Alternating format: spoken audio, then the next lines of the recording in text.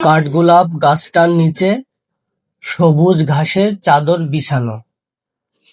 একটা কাঠগোলাপ ফুল নীরবে ঝরে পড়ল গাছ থেকে। কোনো শব্দ হলো না, কোনো ঘোষণা নেই। কিন্তু আশ্চর্য ব্যাপার হলো, মনে হচ্ছে ফুলটা ঘাসের উপরেই ফুটেছে।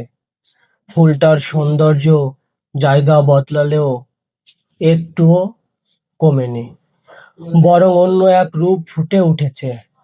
কাঠগোলাপ গাছে তখনও অনেক ফুল ফুটে আছে, কেউ ডালে, কেউ পাতার আড়ালে।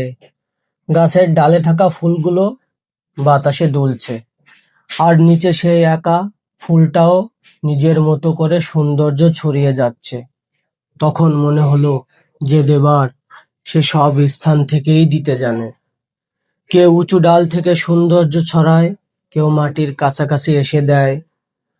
মানুষের মধ্যেও তো এমন অনেক মানুষ আছে, কেউ বড় জায়গায় থাকে, পরিচিত মুখ, আলোয় ঘেরা, আবার কেউ খুব সাধারণ জায়গায়, সবার চোখের আড়ালে। তবু তারা যেখানেই থাকে সেখানেই ভালোবাসা, আন্তরিকতা আর নিজের সেরাটা দিয়ে যায়। তারা হয়তো সবচেয়ে উঁচু অবস্থানে নেই, কিন্তু মানুষের মনে জায়গা করে নেয়। গাছের সব কাঠগোলাপ যেমন সুন্দর, তেমনি ঘাসের উপর পড়ে থাকা সেই একটাও কম নয়।